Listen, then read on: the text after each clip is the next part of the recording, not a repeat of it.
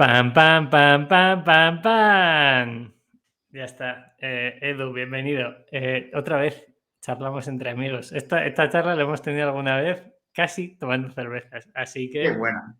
hoy lo vamos a hacer con 2000 y pico personas escuchándonos. Creo, gracias a todos y a todas, de verdad, por hacer que este podcast que empezó como un auténtico juego esté gustando y os aporte valor. Al final lo hicimos para aprender de gente como Edu o de gente como Dani, que es el último podcast que hemos traído, y esperemos que aprendáis hoy mucho. ¿De qué vamos a hablar hoy? Edu, ¿de qué vamos a hablar hoy? Venga, te lo dejo a ti la presentación. Buah, vamos a hablar de la vida, de cómo darle caña y aguantar ahí como campeones. Vale, Edu es CEO y cofundador de GetFuel o Fuel para los amigos.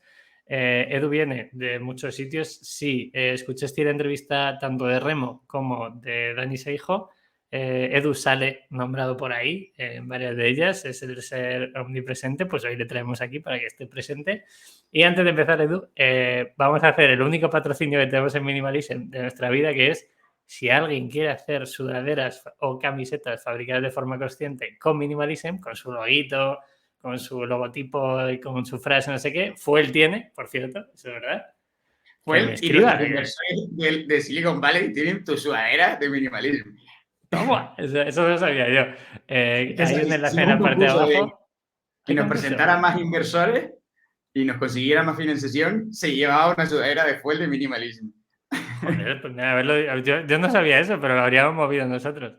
Bueno, ahí tenéis otro ejemplo. Fuel también es una de las empresas que confía en Minimalism. En la parte de abajo tenéis un enlace que ponéis ropa para startups o ropa para tu empresa y ahí charláis con nosotros y podemos hacer lo que queráis a nivel de ropa. Hasta ahí la promoción. Edu, vamos a hablar primero de ti, un poco, de dónde vienes, para que la gente se ponga en contexto. Ya sabéis que a mí me gustan mucho los negocios, pero me gustan más las personas. Así que, Edu, ¿quién eres y cómo estás? Pues mira, yo soy canario, nacido en Canarias. Me vine aquí a Madrid a estudiar y estando aquí en Madrid un poco descubrí todo el mundo del emprendimiento y algo me hizo clic y dije, esto es para mí, es mi forma de vivir, de perseguir lo que quiero en todo momento. Y así fue como empecé mi carrerita en el mundo de la tecnología y de la inversión en startups. Bueno, he pasado por varios proyectos bastante chulos, tuve la oportunidad y yo creo que eso fue la experiencia que a mí por lo menos me cambió la mentalidad de irme muy jovencito a Silicon a trabajar. Um, y claro, estando ahí tenía 19 o 20 años, muy jovencito y estaría rodeado Cuenta lo de las de... pizzas y lo de las fiestas. Sí. Bueno, básicamente estaba rodeado de gente hiperpotente, ¿no? Que va con otra mentalidad, otra forma de pensar las cosas, ¿no? Que van sin límite. Y como cada día diciendo, oye, he llegado hasta aquí y cuando de repente sienten que ya no pueden más, se sientan, se duermen y al día siguiente dicen, vale, ¿cómo voy a ir al siguiente punto, ¿no? Y esa mentalidad continua de ir superándose a uno mismo, que fue un poco lo que me hizo tanto clic. Dije, wow, yo quiero estar en esta mentalidad, en este mindset, y así fue como empezó la cosa. Y sí, bueno, ese evento, eso es divertido porque nosotros, claro, llegamos ahí a Silicon, éramos todos nadie de la startup, todos ninguna, en mitad de Silicon Valley, Debo y decir que Edu decidimos, es de las personas que a mí me dicen que tengo morro y que tengo cara. Edu también tiene mucha cara. Así que aprendizaje uno para aquellos que nos escucháis. Hay que echarle mucho morro a la vida. Edu se fue a Silicon Valley por suerte o por circunstancia de la vida y ojo a la historia que hizo allí para conocer gente. yo creo que ahí la clave está en que al final la mayor parte de la gente nunca llega a estar en la oportunidad. No pasan cosas si no estás. Y creo que esa es la primera gran lección, estar en el sitio y estar intentándolo, porque así es como ocurren las cosas. Al final, yo creo que, de hecho, para mí éxito es número de oportunidades por mes. Y para eso un poco lo que tienes que estar es estar. Claro. Bueno, básicamente ahí lo que hicimos fue, imagínate, cuando estábamos ya volviendo y habíamos encerrados trabajando, dijimos, "Vale, ahora tenemos que establecer aquí relaciones con toda la gente que hemos conocido y cómo hacemos para traer aquí a todo el mundo, ¿no? A un evento, ¿no? A invitar a decir que había eventos de la hostia de gente hiper interesante, ¿no? Y entonces pusimos un cartel así grande que era pizzas y cerveza gratis y abajo evento de picas tal, ¿no? Era una cosa mínima. Y lo que hicimos fue, emitimos unas entradas de 50 euros la entrada, con un descuento del 100% para el resto de coworkings que había ahí en Silicon, que como nosotros estábamos en el importante, todo el mundo quería venirse. Y claro, al final el resto de coworkings se animaron y lo llenamos el evento. La tía que organizaba los eventos ahí, que gestionaba el espacio, estaba flipando cuando decía, van a venir 10 personas y acabamos ahí, éramos, yo creo que 100 y pico personas de todo tipo. Y entre ellos, de hecho, vino Gonzalo Ruiz, que era el socio de Dani Seijo, que estaba montando Civeta en España en 2014. Y Y así fue apareciste tú como, de refilón. y así fue como conectaron las historias. De hecho, comiendo pizza y cerveza en un evento random en Silicon Valley. Yo creo que siempre, cualquier evento donde haya pizza, cerveza y buen café, de ahí no puede salir nada malo. Creo que es la base, para mí es un filtro específico eso. Entonces, ¿vuelves de allí y vuelves y empiezas a trabajar en Civeta o montas algo antes? ¿O cuál es el Ahí, yo proceso? estaba estudiando industriales en paralelo y ahí Gonzalo me dice, oye, tengo varios proyectos, entre ellos hemos montado un grupo de amigos emprendedores que habían metido sus proyectos y ya tenían capital y querían invertir en startups en 2014 y tenemos montado este proyectito que se llama Civeta y yo dije, pues yo cojo la rienda y me metí ahí sin saber nada de nada y montamos un poco un equipo de varias personas que sí que tenían más experiencia y empezamos montamos también un comité de inversión por gente que había montado sus proyectos de éxito en cloud, en e-commerce, de fuera, ¿no? En lo que era interesante en aquella época, que obviamente no tiene nada que ver con lo de ahora. Y empezamos a invertir en startups y bueno, enseguida me ofrecieron meterme en el consejo de administración y ser socio también del proyecto. Y así fue como empezó mi siguiente movida en las startups, ¿no? Ahí hemos invertido en 40 empresas algunas como Genial.ly, Goin, Chickfy, Reclamador, Robert, bueno, que eso, después de varias adquisiciones ha llegado a estar en bolsa. Tenemos una empresa en bolsa que invertimos nosotros a casi 0 euros de valoración, porque las valoraciones antes eran diferentes. Antes te llegaba alguien con una valoración de 300.000 euros y era normal. Y cuando alguien te pedía 1 millón de valoración, decías, pero, ¿tú qué te quieres que eres? ¿Eres Zuckerberg o algo? Claro. Y luego, gracias a Dios, la mentalidad en España ha cambiado y nos hemos dado cuenta de que así no íbamos a ningún lado.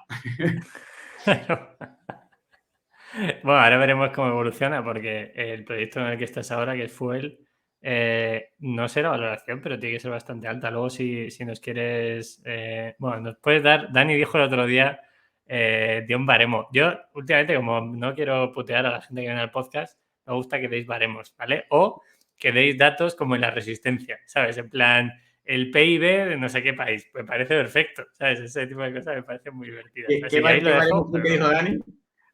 Dani dijo el baremo de la venta de Diario Motor a Grupo A3 Media y dijo EBITDA por entre 5 y 12. O sea, por 5 o por 12. Ahí está el baremo, que es bastante amplio, obviamente. Y yo digo, vale, bueno, me puede valer. Pero no dijo la valoración de Fuel, ¿eh? O sea, dijo por cuánto había sido la venta de Diario Motor. Sobre la valoración de Fuel. Está entre 15 y 30 millones. Bueno, está muy bien, está bien, está muy bien. Ahora entramos a Fuel porque creo que es muy importante que la gente entienda cómo un negocio que demanda mucho capital, como puede ser Fuel, sobre todo a nivel de crecimiento, ¿cómo lo habéis hecho? Porque creo que habéis seguido el manual que no existe, el manual que vosotros creéis que es el correcto y que seguro que a lo mejor en el día que se escribe un libro, pues la gente lo toma como referencia. ¿Vale? Vamos con Fuel, Edu, ¿te parece? Venga. Bueno, pues básicamente Fuel es un software de gestión de gastos para la empresa. Básicamente lo que hacemos es, te emitimos tarjetas corporativas si las necesitas y si no, pues te ayudamos a eliminar todo el proceso tedioso que es toda la parte de preparar los informes de gastos, presentarlos a la empresa, que las empresas los aprueben, actualizar los presupuestos a mano, estar con todo el tema de solicitar y enviar fondos entre el equipo y los managers. Todo este tipo de procesos, ¿no? Los simplificamos muchísimo gracias a ser el emisor de las tarjetas corporativas y el software al mismo tiempo. Tan sencillo como eso. Al final, ayudamos a ahorrar tiempo y dinero a las personas. Está clarísimo. Debo decir que Minimalism fue uno de los primeros clientes que en ese momento Víctor y yo viajábamos mucho y llegó el COVID y fue como, bueno, pues no podemos salir de casa. Ahora a lo mejor hay que abrir la veda en otro momento, porque empezamos a viajar otra vez. Así que siempre estaremos ahí en contacto. Esa es la historia de nuestra vida. O sea, lanzamos 3 días después del inicio del COVID. El timing perfecto para una solución de este estilo, ya te puedes imaginar. ¿Y cómo viste ese momento, Edu? Porque para lanzar, ¿ya levantáis capital o cómo hacéis el proceso de lanzamiento? ¿Cogéis ahorros, lo lanzáis Dani, Seijo y tú? Más o menos al 50%, entiendo. Tú Sí. eras el que más energía tenías, Dani es un empresario de renombre en España, por así decirlo. Sé que va a escuchar esto, entonces es por vacilarle un poco también. Tú vienes ¿Qué más es como un gallego? cohete. Está ahí a la par más o menos con ¿Con quién? Amancio. Bueno, Dani está más expuesto. Está más expuesto. Hicimos una coña que fue que había hecho un Elon Musk a la española comprando Meneame y realmente es verdad. O sea, puede ser el Es símil, verdad. puede ser bastante paralelo. Fundáis Fuel al 50%. Correcto. ¿Cómo levantáis ese primer capital?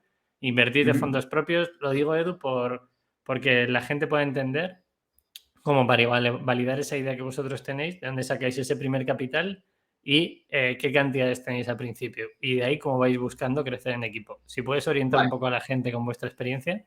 totalmente. O sea, este es un proyecto que de inicio requería de una financiación mínima para poder empezar a emitir las tarjetas. Entonces, esto hizo que al final tuviéramos que empezar con una pequeña ronda antes de tener ni siquiera el MVP, ¿no? Entonces, a nivel de dilución, eso iba a tener un impacto importante, ¿no? Entonces, por eso lo hicimos con capital propio, pusimos 80.000 euros para arrancar. Ahora, ¿esto es necesario? En absoluto. No es necesario para nada. ¿Importa esa dilución inicial? Pues no importa esa dilución inicial. Al final, lo que quieres llegar es luego optimizar la serie A. Pero bueno, si querías hacerlo de la forma más perfecta posible, pues con ese capital inicial era un poco la manera. Y arrancamos así. Y básicamente 4 meses después entramos en The Venture City, que es una aceleradora de Miami y España, que la verdad que es súper, súper, súper recomendable para la gente que todavía no tiene esos contactos en el ecosistema de inversores y demás. A nosotros, por ¿Cómo, ejemplo, cómo entra Venture City? ¿Es un préstamo? ¿Es préstamo participativo? ¿Son es notas? un préstamo participativo convertible. Te ponen 100.000 euros que luego pierde por una participación en la empresa. Vale, ¿a Y una eso valoración específica o a fondo vacío? a cambio de un 6% de la empresa. Vale, o sea, es estilo a Y Combinator, ¿no? Que te Es da estilo Y X Combinator. cantidad. Es estilo Y Ahora Combinator. Bueno, entra, luego la ahora de Y Combinator, eso es, que eso también es. ha sido la leche. Pero esto Sigamos es con diferente. Venture City. Eres la tercera persona que me habla bien de Venture City, debo decir. Yo, y esto lo digo no, de verdad sintiéndolo, creo que están a otro nivel del ecosistema español. O sea, sin lugar a dudas. Creo que es un proyecto internacional, con mentalidad internacional y con perfiles de nivel internacional. Son muy grandes, muy humanos y son founder friendly de verdad. De verdad, este es hasta el punto de que ayer, por ejemplo, no sé si esto se puede contar, pero lo voy a contar igual. Ayer me mandaron directamente ellos los cambios que habían hecho en el contrato inicial que habíamos firmado para mejorarnos las condiciones sin que nosotros les diéramos nada. Vale, para eso vale un fondo. Para eso vale un fondo realmente. Para apoyar, no para ganar dinero solo. Fondos de España y de Europa. Está bien que invirtáis, pero ayudad, ¿vale? Que estáis ahí para que todos hagamos de esto algo mejor. Ese sería el objetivo. Exactamente. Bueno, y así empezamos. Luego, básicamente, cerramos en notas convertibles poco a poco, pues más financiación hasta llegar a 400.000 euros. Eso, el ticket más grande que entró fue de FJ Labs, FJ Labs, que es un fondo de Nueva York que están metidos en todo lo que te puedes imaginar, en Alibaba, Stripe, tal, Dropbox, lo que quieras. Y así fue un poquito como arrancamos. Nosotros, yo una cosa que sí que me he dado cuenta ya, y en efectiva es una aprendizaje muy grande, es que en los proyectos fintech, la velocidad a la que se mueve el mercado, sobre todo si quieres competir a nivel internacional, que creo que es al final la idea con la que nace esto, ¿no? De montar un proyecto global o nada, tienes que ir con un nivel de agresividad que nosotros al principio no supimos tener. Al final es muy fácil caer en el tema de, hoy estamos en COVID, no sabemos cómo va a acabar esto, vamos a ir lento, poco a poco, centrados en el producto. Y todo eso es cierto, pero también es importante tener ese punto agresivo, casi de locura, entre comillas, de decir, voy a ir a por todas lo más rápido posible. Porque es que, para que te hagas una idea, los competidores nuestros, que ¿te acuerdas cuando estábamos en la casa, en la isla naturaleza, y aparecimos con el competidor alemán que había cerrado, para empezar, había cerrado 14 millones de euros de financiación? Claro, eso, si vas con la mentalidad española y dices, necesito 400.000 euros. No es o sea, no existe la opción en tu cabeza de voy a cerrar 14 kilos para arrancar. Claro. Y se puede, se hace y es necesario que lo hagas Claro. si quieres llegar a esos niveles. Porque si no, en la siguiente ronda tú estás cerrando 1 millón y ellos ya están cerrando 100 millones de financiación. Y la financiación al final se convierte en ARR. Si no, nadie le daría financiación. Totalmente. Y entonces tienes que ir a esa velocidad si quieres estar entre los primeros, ¿no? Vale, Edu, para que la gente oriente un poco más el tiro, ¿cuántos años lleváis con el proyecto? Es COVID, que entiendo que son dos y algo, 2 y medio, si no me Oye, algo. equivoco. Exacto. 2 y medio. ¿Cuánta gente tenéis en el equipo ahora? Somos 14 personas ahora. 14 personas, madre mía. ¿Cuánto facturasteis el año pasado? Aproximadamente, no te tienes que liar la manta a la cabeza. Estamos, o sea, a nivel de GMV, estamos transaccionando $500,000 al mes ahora. Vale, explica qué es GMV, para que la gente lo entienda. Gross Marketing Volume, que Vale, es perfecto. lo que se paga con las tarjetas cada mes. Y creciendo, del mes anterior a este, crecimos un 50%. Vale, o sea que cada mes, a través de las tarjetas que emite Fuel, pasa $500,000. Exacto. Se paga medio Muy millón. bien, me parece bien. ¿Tenéis alguna métrica, Edu? Porque aquí hemos traído a muchos e-commerce. El otro día incluso entrevistamos a Noé de Doing y ella me decía, no, para mí la métrica ya no es facturación, es servicios que me contratan. Y dice, yo esto lo he replicado de Airbnb, donde lo que quiero saber es cuántos productos de los que yo ofrezco en mi portal contratan cada día. ¿Tenéis alguna métrica vosotros específica que diga, yo me levanto todas las mañanas y esta es la métrica que miro como CEO? ¿O cuál sería esa métrica en un sector Sí. como el vuestro? Al final, la métrica clave en suscripciones B2B es, al final, MRR, que es facturación recurrente mensual. Es un poco la métrica clave que quieres optimizar, ¿no? Sí, es verdad que hay fases en el proyecto, ¿no? Creo que en las fases iniciales, y un poco lo que hemos estado haciendo nosotros, que de hecho nos forzó el COVID a hacerlo, y creemos que al final, también pasando por YC, ves que es la clave, ¿no? Es el conseguir 100 clientes que adoren tu producto. Porque es mucho más difícil, y esto lo decían de YC, y creo que es una verdad como un templo, que es mucho, mucho más difícil conseguir 100 clientes que adoren tu producto que pasar de 100 a 1 millón de clientes. Ahí está la clave. Y Claro. eso es lo que hace que la bola empiece a rodar cuesta abajo a toda velocidad y no que estés tú empujando la bola montaña arriba, ¿no? Claro. Entonces, porque si no, nunca llegas al millón, es la realidad. Entonces tienes que estar en ese momento de que la pelota está detrás tuya y tú tienes que decir, ¿cómo freno esto? Cuidado. Todo va bien, todo va bien, todo va bien. Hasta que no me atropelle, todo va bien. No me da para crecer los servidores a suficiente velocidad, esto está siendo overwhelming totalmente, ¿no? Ese es el mundo ideal y es lo que llaman Product Market Fit real. Hay varios artículos sobre esto de Real Product Market Fit de YC, que es súper recomendable leerlos para quien quiera. Si quieres, Edu, me los puedes mandar y yo los dejo ¿Sí? en la parte de abajo del Bueno. podcast para que la gente los pueda escuchar. Vale, luego la métrica que vosotros tenéis es el cuánto, no solo qué transaccionáis, sino medís también crecimiento a nivel de usuarios, porque claro, vosotros, estas son conversaciones que hemos tenido en privado, que decía, joder, tenéis un nicho con los autónomos también bastante bueno. Y tú me decías, sí, está bien los autónomos, pero claro, yo cuando firmo una compañía de 300 empleados, meto 300 en una negociación y no tengo el coste de captación de ese autónomo versus el coste de captación de esa empresa, es muchísimo más bajo. ¿Cómo orientáis la captación de usuarios y cuál es vuestro nicho y cómo habéis conseguido ese nicho? ¿Cómo habéis conseguido localizar cuál es ese nicho?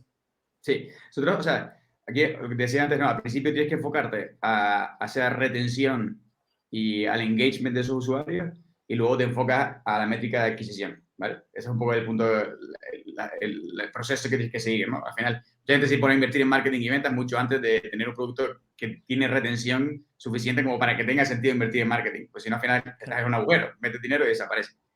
En cuanto a la pregunta esta última que estás haciendo, al final la clave está en B2B al menos, en la cantidad de trabajo que tienes que hacer para onboardear un cliente, ¿vale? O sea, nosotros al final tenemos un tema que es el prevención del blanqueo de capitales, que es el KYC famoso que te hacen los bancos y en estos sitios, que te piden una serie de documentos necesarios para crearte la cuenta, ¿no? Entonces, al final un poco el enfoque que estamos teniendo es, en vez de ser 50 empleados, lo que estamos haciendo es automatizar todo ese proceso para que las empresas puedan darse de alta de forma autónoma, hacer 2 webinars a la semana y que básicamente todo eso esté automatizado y que no requiera esfuerzo del equipo de ventas. Entonces, cuando eso está bien conseguido y eso empieza a caminar solo a través de marketing y sin esfuerzo de ventas, coges el equipo de ventas y empiezas a dedicarlo a empresas más grandes que puedan, que al final sí que requieren ese trato más personal y requieren siempre de, al final, ajustes a nivel legal, a nivel técnico, etcétera, para empezar a funcionar contigo. Nosotros, yo creo que ahora mismo nos dimos cuenta más tarde de que esta era la clave, ¿no? Y de hecho es ahora cuando estamos haciendo un poco esto. Nosotros hasta ahora no hemos hecho fuerza de adquisición grande, o sea, de hecho no invertimos en marketing todavía y es lo que vamos a empezar a hacer ahora. O sea, fíjate, llevamos 2 años y pico, todavía no invertimos en marketing. Ahora es cuando vamos a empezar a hacerlo a lo bestia con esta ronda que acabamos de cerrar de 1,3 millones para básicamente enfocarnos puramente a adquisición, para demostrar esos canales de adquisición vía marketing que nos permitan dar de alta a clientes pequeños sin invertir trabajo de ventas y que el equipo de ventas se desplace hacia clientes más grandes que sí que requieren de ese trato personal, ¿no? Yo creo que ahí está la respuesta. El problema que es, si no tienes eso, si no lo tienes automatizado y es manual y son pequeñas empresas, es que no tiene sentido. O sea, una persona de ventas no puede estar cerrando cuentas que no vayan a generar menos de 12.000 euros al año. Es que no te sale rentable, porque tienes que rentabilizar a esa persona del equipo, ¿no? Claro. Y ahí está la idea. Tiene todo el sentido. Eduard, ya has dicho el tema de la ronda. Volvamos un poco a los inicios. Levantáis esa primera ronda pequeñita. Bueno, entráis con capital interno o propio, 80.000 euros. Cerráis una pequeña ronda con Venture City. Seguís creciendo con otro tipo de fondos extranjeros. Y ahora ya, ¿hay otra ronda intermedia o ya vais a por esta a levantar capital de verdad? El resto son pequeños tickets de diferentes inversores que consideran que eran estratégicos, sobre todo ya gente más internacional, pues como Mike Levinthal o Andy Cohen, que son inversores de Estados Unidos, que pues, son inversores de Pelotón, de Marketo, de proyectos muy grandes que la verdad que tienen una experiencia bestial y un network brutal. Y con ellos un poco vamos ya entramos ya en YC, también ahí es cuando ocurre la magia de YC. Y después de Y Combinator, pues cerramos esta ronda de 1,2 millones, 1,3. Vale, vamos con Y Combinator porque a mí me parece muy interesante entender primero cómo se entra. Los procesos son bastante difíciles, iba a decir cabrones, pero son bastante complicados. ¿Qué te abre las puertas de YC? ¿No? Porque yo he hablado muchas veces con gente de mi entorno y digo, joder, esta persona ha llegado aquí porque ha conseguido este inversor que tiene difusión, que tiene contactos, que tiene tal. Ese medio también lo puede asociar un YC o un Venture City o a nivel, hay determinadas escalas, ¿no? ¿Cómo entras en YC y cómo el hecho de entrar en YC facilita determinadas piezas para que tú puedas seguir creciendo en esa escala que comentábamos? Sí, o sea, YC básicamente el proceso es bastante sencillo y muy, muy americano, sin tonterías. Básicamente aplicas, que es como o sea, solicitas acceso con una especie de formulario que es bastante sencillo, que realmente en 2 días lo llenas. Lo envías y al cabo de unos meses te dicen, bueno, te mandan un correo diciendo si te han rechazado, que eso ocurre en el 90 y pico por ciento de los casos. Este año aplicaron 17.000 empresas con nosotros y aceptan un 2,3% de los proyectos. O sea, es el ratio más difícil que Harvard.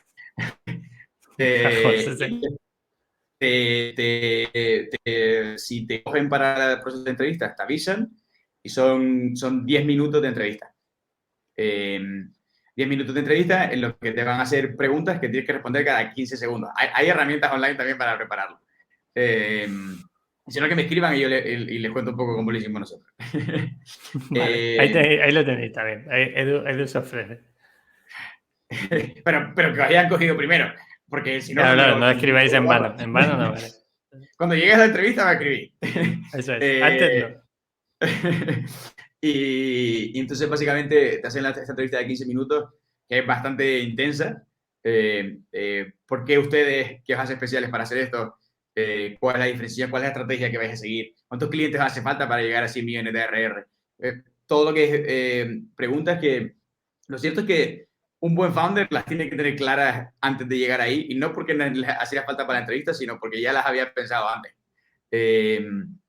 Y básicamente luego, después de ese proceso, en teoría ya te mandan esa misma tarde un mensaje si no te han cogido, o te llaman si te han cogido. A nosotros de repente nos pidieron una segunda entrevista, y eso es bastante raro ya que pase. Y claro, bueno, era una entrevista ya de media hora en la que profundizamos en cosas, porque por aquel momento Dani Sejos estaba saliendo del proyecto y nosotros se lo contamos en la entrevista. Y la verdad que eso yo creo que fue uno de los factores, ¿no? Al final, esta gente lo que quiere es transparencia pura. Al final, todos los proyectos tienen problemas. De hecho, te lo dicen al iniciar.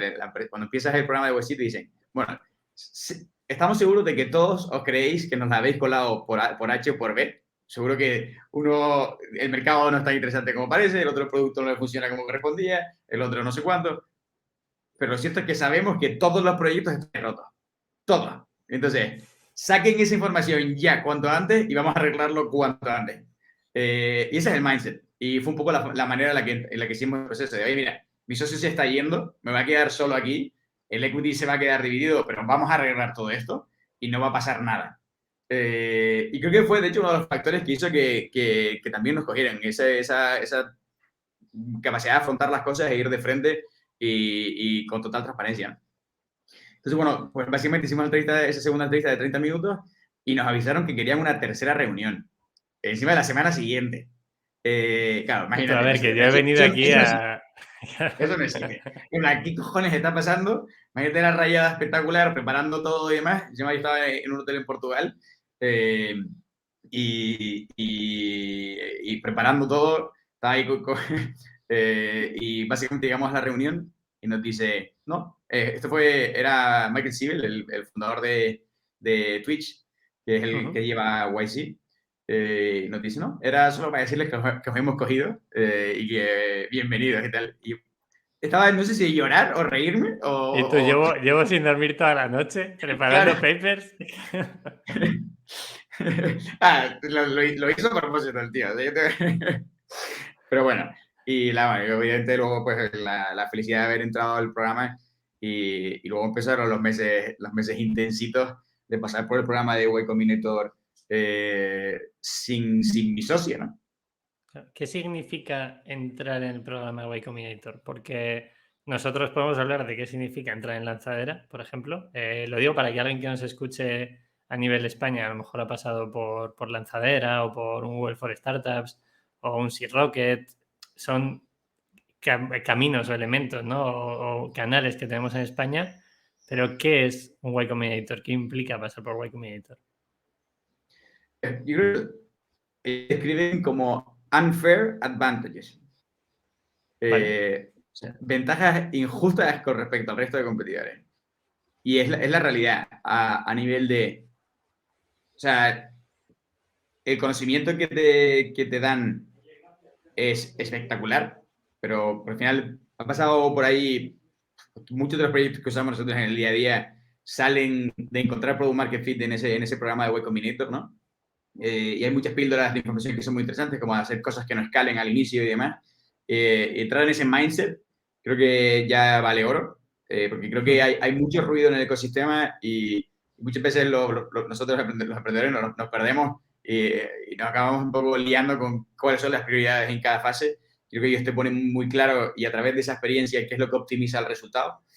El entender un poco también que esto no es, o sea, que al final encontrar el Product Market Fit no es una cuestión de suerte, sino que se parece mucho más a un proceso científico de iteración del producto. O O sea, esa cultura de producto de hacer ciclos de 2 semanas en las que generas conocimiento, lo testas y vuelvas a empezar cada 2 semanas toda la empresa caminando en ese sentido hasta que encuentras ese product market fit que hablamos al inicio en el que de repente te lleva a otro nivel. Eso yo creo que es una de las partes principales. Luego está la red de el acceso. Y una vez, obviamente, una vez que estás en YC, al final es un indicador de credibilidad muy alto que te abre puertas que de otra manera no tendrías. Por ejemplo, los advisors que tenemos ahora es Eric Herrera, el fundador de Podium. Son cosas que de otra manera son complicado llegar a tener ese acceso, ¿no? Creo que eso también, obviamente, al final aumenta el número de oportunidades por mes, como decíamos al inicio, ¿no? Totalmente. Que es lo que hace un poco que te llegue a una dimensión. Y luego, obviamente, la financiación y las valoraciones americanas que consigues que en otros aspectos, pues obviamente es más complicado conseguir.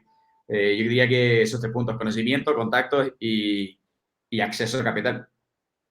Qué bueno. Pues bueno, dejamos aquí, citamos, si alguien pasa la primera entrevista, que te escriba, por si acaso quiere entrar. ¿Conoces alguna empresa española que haya entrado en Y Combinator que tengas en el radar o no? Sí, sí, sí. Bueno, de hecho, hay ya, somos creo que ya como en torno a 9 o 10 empresas españolas que estamos en el proceso. Qué bien. Payflow, por ejemplo, está metido en el programa. Que bueno, Benoit y Avi son todos unos auténticos cracks. Ellos fueron los que me ayudaron a mí a preparar las entrevistas y un poco lo que ahora es pasar pasárselo al El siguiente o testigo. volver a hacer el mismo Claro, favor. claro.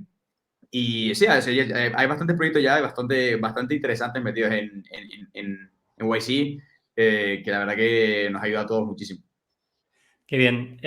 Bueno, sí, me fliparía. Un día me tomo un café contigo y me dices hacia dónde va, porque creo que puede estar muy, muy interesante o cómo es ese día a día allí. Edu, me gustaría hablar, siempre buscamos cuando es un servicio que demanda mucho capital, por ejemplo, cuando hablamos con Eloy de Jeff, hay mucha competencia también. O sea, necesitas ese capital para ir a una marcha que es séptima todo el rato, porque hay competidores que están haciendo tu trabajo, ¿no? Tú mismo lo estabas diciendo. En Alemania, cuando lanzasteis, había alguien levantando una ronda de 14 millones o 15 millones. ¿Quiénes son vuestros competidores en España? ¿Qué os diferencia de ellos? ¿Y cómo veis que puede variar el ecosistema? Porque, por ejemplo, siempre que me entre esa referencia, digo, oye, un Kubi, un Kobi o alguna plataforma de este estilo lo están petando y están levantando mucha pasta también. ¿Cómo competís con esta gente? Sí.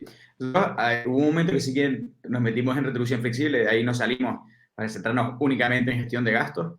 Al final, o sea, otros aprendizajes, el foco total de toda la empresa hacia un punto lo más pequeño posible, ¿no? Porque al final tienes recursos limitados y por lo tanto, si quieres ir a fondo, necesitas mucho foco. Y a nivel de las estrategias, yo creo que en España mismo los competidores que tenemos son todos internacionales. No hay bueno, había algunos players locales que han cerrado por el camino. Quedan solo los internacionales. Creo que el que más ruido hace, que no necesariamente el que más resultados tiene, es Pleo, que bueno, ha cerrado rondas de financiación de cientos de millones y van a tope y creciendo muy rápido por toda Europa, ¿no? Eso también es un punto interesante, ¿no? La reflexión de si tienes que ir más lento en el crecimiento, en el sentido de ir país por país, profundizando en cada uno de esos países antes de saltar al siguiente, o si tiene sentido esa estrategia de voy a abrir 20 mercados en 2 años y voy a raspar la superficie de esos 20 mercados y sin penetrar demasiado en ninguno, ¿no? Y eso yo creo que depende del proyecto, depende del ecosistema, depende de la financiación, depende de muchísimas cosas. Para nosotros, lo que tuvo sentido y lo que hemos hecho es coger foco en el sur de Europa y centrarnos en España y ahora también Portugal y ir profundo en esos 2 mercados antes de saltar al siguiente, ¿no? Pero al final se trata de crear una barrera de manera que cuando vengan los otros players digan, vale, aquí este mercado ya está ocupado, vamos a ir a coger en otro sitio, ¿no? Mientras que si estás en 20 sitios al mismo tiempo y no vas profundo en ninguno de ellos, pues también es más fácil que las barreras que generes a nivel de producto y demás sea más fácil superarlas, ¿no? Por alguien local que tiene mejor el mercado que tú, que sabe cómo funciona el ecosistema y que entiende mejor las necesidades de los clientes, ¿no?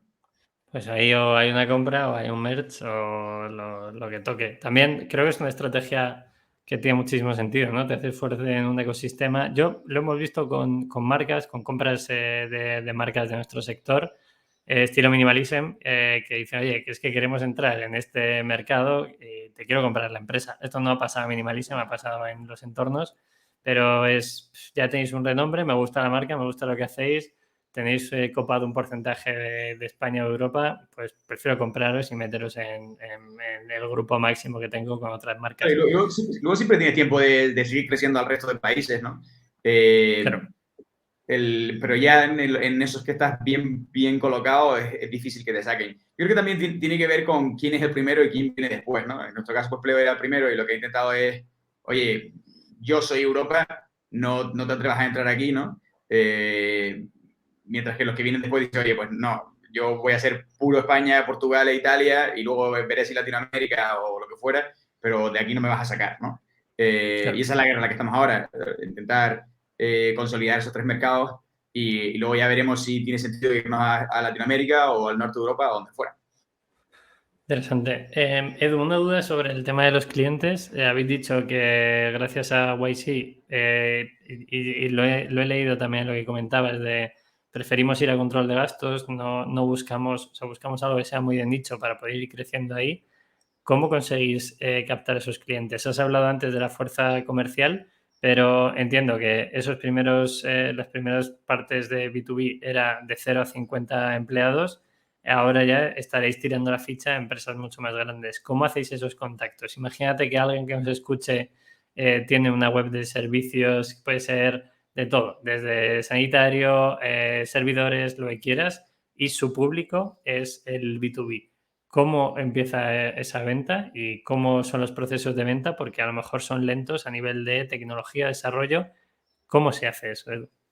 Yo creo que hay que separar como de 0 a 10 clientes, de 10 a 100 clientes, ya de 100 a 1000 y para arriba, ¿no? O sea, en la fase inicial de 0 a 10, al final tú quieres construir el producto ya hablando con los clientes y van a ser esos, un poco esos 10 clientes más ser esos early adopters, que sé que está súper, ya es un término que ya está como totalmente comido, pero Desvirtuado incluso, claro, claro. pero al final, por eliminar palabrejas y hablar de lo que significa, es 10 tíos que te han dicho, joder, si construyes esto, te lo pago ya. Claro.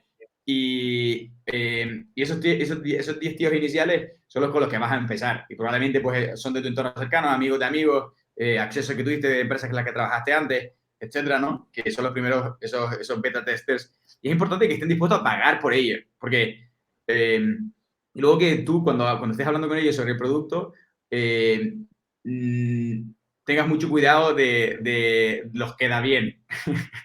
Que te dicen, sí, me encanta, buenísima idea, qué maravilla. Pero luego cuando toca abrir la cartera, No pagan. va a ser que no, ¿no? Entonces ahí, al final, un poco la idea es también preguntas del estilo de, oye, ¿cuántos amigos tienes que estén sufriendo este problema? Igual que tú. Irte a preguntas un poco relacionadas que te permitan validar que efectivamente ese bien existe, ¿no?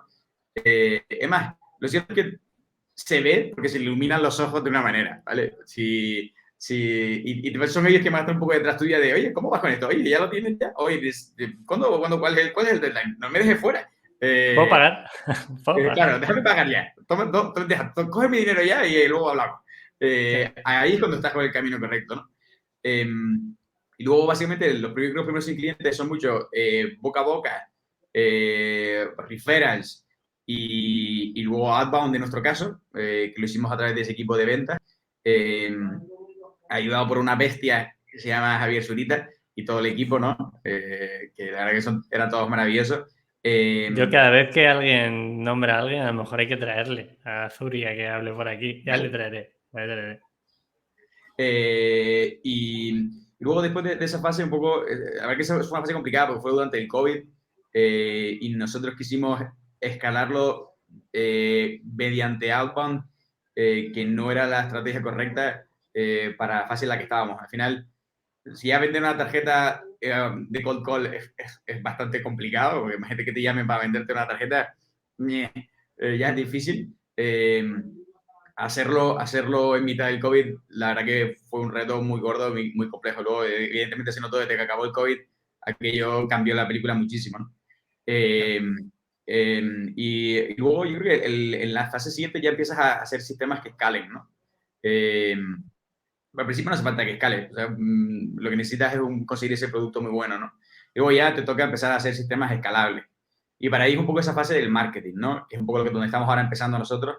Pero creo que mi aprendizaje hasta ahora, al menos en B2B, es que de lo que se trata es de activar el boca a boca mediante el marketing. Y parte de eso es, o sea, que una persona sienta que tú estás en todos lados, sin estarlo de verdad. Esto quiere decir que yo cojo el nicho de textiles, por ejemplo, y entonces digo, vale, estos están todos en Madrid, en esta zona, pues voy a forrar esa calle de anuncios. Luego voy a impactar en LinkedIn al sector textil por todos sitios. En los blogs que siga esta industria, que les aparezca, que les impacte 20 sitios también. Y que esa persona al final sienta y diga, uff, ¿estos tíos? ¿Quién coño son estos tíos? Están en todos lados. Pero en realidad no estás en ningún lado, estás solo en ese nicho en concreto. Yo creo que esa es la filosofía que vamos a seguir en esta fase para el marketing y creo que es el último para conseguir que funcione además. Al final es el número de impactos que haces a esa persona de manera que el tío diga, coño, o sea, joder, ¿quiénes son estos? ¿No? Y luego tener una web con casos de estudio, casos de éxito, que les permita acceder y empezar a jugar con el producto de forma muy sencilla y barata, que les permita luego decir, oye, esto es la leche, y ya vas un poco creando barreras de salida a medida que el cliente va entrando, ¿no? Bien. Edu, has dicho el tema de los precios. ¿Cómo se ponen precios a este servicio y qué precio tenéis para si hay alguna empresa que nos esté escuchando? Claro, es que aquí hay una filosofía de me leo 25 libros de cómo poner el precio en el producto. Los que estéis en YouTube lo habréis visto, Edu ha levantado el dedo, en plan, bueno, a ver lo que sale. ¿Cómo habéis puesto el precio y qué precio tiene ahora mismo Fuel? Sí, yo creo que lo hemos cambiado 5 o 6 veces el precio y de hecho ahora vamos a volver a iterarlo. Creo que es como el producto incompleto. No lo sabes, lo iteras y vas hablando con gente, te van diciendo cosas y vas cambiando. Y ya está, y se acabó. Lo único que tener en cuenta es que ahí hay una fuerza muy de cliente pagar, pero que a lo mejor es dispuesto a pagar más. Y es el único punto que tienes que tener en cuenta. Y a veces toca hacer movimientos un poco arriesgados, decir, oye, vamos a empezar a subir el precio un poco más, y ver qué pasa, ¿no? Nuestra experiencia es que da igual cuánto subamos el precio, la gente sigue estando dispuesta, sigue queriendo estar, y de hecho incluso puede llegar a ser positivo el tener un precio con el resto de competidores. Sobre todo en B2B, que al final a la empresa le da igual pagar 40 que 70 euros, siempre y cuando tengas un servicio cojonudo, ¿no? Nosotros ahora mismo lo que hacemos es, para pequeñas empresas de hasta 8 usuarios, cobramos 39 euros. Mensual, ¿no? Por usuario. No, es un paquete. Hasta 8 Vale. usuarios cobramos 39, de manera que al final es un precio cerrado, fijo, que tú hasta 8 usuarios te olvides. Luego tenemos otro salto que está del entorno de 80 euros, que es hasta 20 usuarios, ¿vale? Y luego ya saltamos a un precio por usuario al mes, que está entre 5 y 10 euros dependiendo del volumen. Pero si te fijas, el precio va subiendo y al final un poco la idea es que las pequeñas empresas empiecen a trabajar con nosotros, se acostumbren a trabajar con nosotros, vean lo cómodo que es y una vez que están dentro ya no se quieren ir. Y el precio me sube porque también, obviamente, te vamos haciendo también otra ventaja. Por ejemplo, nosotros recuperamos el IVA en más de 500.000 comercios, o sea, que conseguimos facturas a partir de los tickets y, por ejemplo, este servicio para grandes empresas ya se lo ofrecemos de forma totalmente gratuita y hay empresas que ganan dinero con Fuel todos los meses gracias a este servicio. O sea, incluso pagándoles más, ellos acaban ganando más dinero. Explica eso, Edu. Explica cómo funciona para que la gente lo entienda. Sí. O sea, hay mucha gente que cuando vas, por ejemplo, a un restaurante y te pides un café en el Starbucks y no pides la factura. Y sin la factura en España no puedes recuperar el IVA. O sea, puedes deducírtelo como gasto, pero no puedes recuperar el IVA. Nosotros lo que hacemos es de forma automática, al final, el día 6 del mes, te aparece al lado del ticket, te aparece la factura. ¿Cómo funciona? Vas al restaurante, pagas con la tarjeta. Te dice, saca la foto del ticket, no te olvides. Saca la foto del ticket, te vas y el día 6 del mes te aparece la factura. Y con eso tú pues recuperas el 21% de IVA. Es el mejor cashback que te pueden dar, un 21% de cashback de tu compra. Y ahorro de tiempo, es que también es brutal. O sea, el tiempo que puedes aplicarle a esto es... Claro. Y de hecho, ahora vamos a activar un programa de cashback también muy fuerte, que va a ser muy, muy, muy interesante para todos los tamaños de empresas, que lo vamos a anunciar pronto y haremos su ruido cuando toque. Me parece bien, estaremos. No tendrá algo que ver con el espacio, ¿es eso lo que tiene que ver? No, eso no tiene que ver con el espacio. La tarjeta espacial de Fuel. Eso todavía no lo hemos contado. Pues cuéntalo, o sea, no sé si aquí, pero contadlo en algún sitio. Todavía no se puede contar. Vale. Pero sí, Citamos a la gente a que os siga. Ese es el Fuel va a punto. ofrecer cosas de espacio, ya veremos. Me Esto parece es una bien. locura. Pero creo que va a Absolutamente. ser muy bonito. A mí cuando me lo enseñaste me parece muy divertido.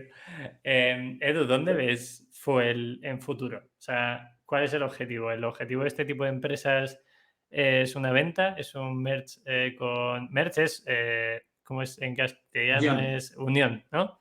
Unión fusión. con un... Fusión, eso es. Fusión con una empresa más grande o fusión con una empresa que venga de Estados Unidos. ¿Cómo veis esto? ¿Cómo ve Sí. Edu Fuel en el futuro? Al final, sí, creo que hay muchísimas cosas que pueden ocurrir. Eh, la ideal es que el proyecto siga de forma independiente y pueda generar un evento de liquidez para todos esos inversores que tienes también en el proyecto, que obviamente buscan una salida. Eh, o puede ser, evidentemente, que acaben adquisiciones o fusiones con otros players de mercado, ya sean europeos o americanos, ¿no? Todas esas opciones, o incluso uso industrial, que al final, o sea, me refiero a los bancos tradicionales que vean que están quedándose fuera del mundillo de los software de gestión de gastos y las tarjetas corporativas, que obviamente hace 3 años no sabíamos si era el futuro, ahora ya está clarísimo. Y que digan, uy, me voy a quedar fuera aquí, necesito comprar una solución que tenga ya todo hecho, con un buen equipo, que ya lo tenga todo montado y que se integre con mi banca online para que todos mis clientes puedan beneficiarse de esta solución, pues también podría ser otra opción de salida, ¿no?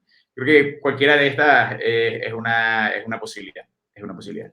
Os han tanteado alguna ya? ¿O no? Posible que no. Es posible que sí, posible que no, ¿no? Ambas. Vale. Edu, pues yo creo que hemos aprendido mucho hoy. No sé, siguientes pasos de Fuel. ¿Qué vas a hacer mañana? ¿Qué tenéis en mente? Sí, ahora el reto es básicamente llevarlo a 1 millón de facturación anual de ARR, ¿no? Y consolidar el mercado español y portugués. Y con esto un poco ya preparar esa siguiente fase del proyecto ya con una serie A potente que nos permita un poco llevar el proyecto a la siguiente escala, ¿no? Mientras seguimos consolidando el sur de Europa y damos vueltas a cuál es el siguiente paso a nivel de internacionalización que tiene más sentido para la empresa. Porque al final, es cierto que estamos todos enfocados a Europa, sí, es enorme. Y hay muchísimos mercados que nadie está pensando en ellos y que también vendría genial esta solución. A mí me encanta el CEO de Destinia, que siempre habla de eso, ¿no? Donde todo el mundo estaba centrado en Europa ahí dándose leches en números rojos y a ver quién aumentaba más el precio por lead. Y ellos dijeron, pues nos vamos a Egipto, a Marruecos, a todo el Middle East, ¿no? Oriente Medio, y se pusieron a desarrollar todos esos países donde no había nadie. Y sí, cuesta mucho más la barrera de entrada, porque obviamente hay unas barreras culturales y demás que hay que superar, pero una vez que estás ahí dentro no te sacan ni con agua caliente. Claro. Entonces, bueno, ya veremos cuál es el play.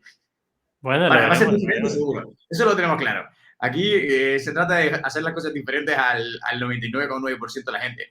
No vas a ganar por haciendo el mismo juego que el resto, porque siempre hay gente más inteligente, con más dinero y más de todo que tú. Y lo que tienes que hacer es decir, oye, ¿cómo compites no compitiendo?